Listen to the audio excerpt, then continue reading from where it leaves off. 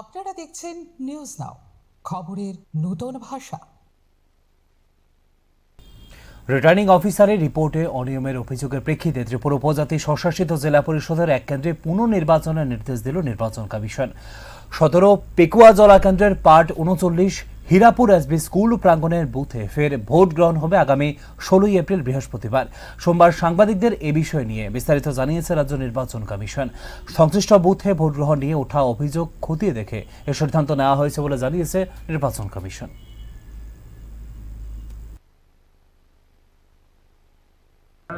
একটা অভিযোগ পেয়েছিলাম, সেই অভিযোগের ভিত্তিতে আমাদের অবজারভার দ্বারা আমরা একটা ইন্ডিপেন্ডেন্টলি এনকোয়ারি করা হয়।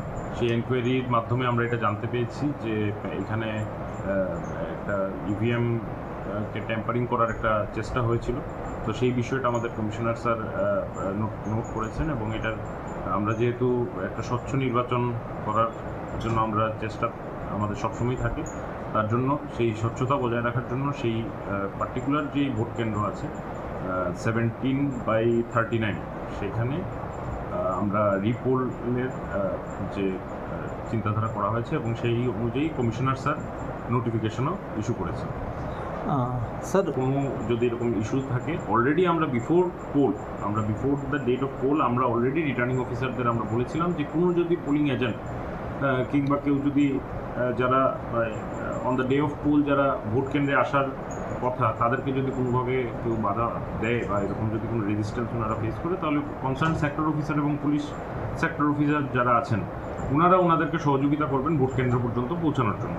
এবং সেই হিসাবে আমরা কিন্তু অফিসিয়ালি কমিউনিকেশনও করেছি প্রত্যেক রিটার্নিং অফিসারের কাছে এবং অনেকটাই সেটা কার্যকরী হয়েছে। আমরা যে বিভিন্ন এনকোয়ারি রিপোর্টে দেখতে পেয়েছি যে পুলিশ সেক্টর অফিসার বা আমাদের সিভিল সেক্টর অফিসাররা ওনারা ভোটারদেরকে বিভিন্ন ক্ষেত্রে কিংবা আমাদের পোলিং এজেন্টদেরকে নির্দিষ্ট পোলিং স্টেশনে পৌঁছে দিয়েছে।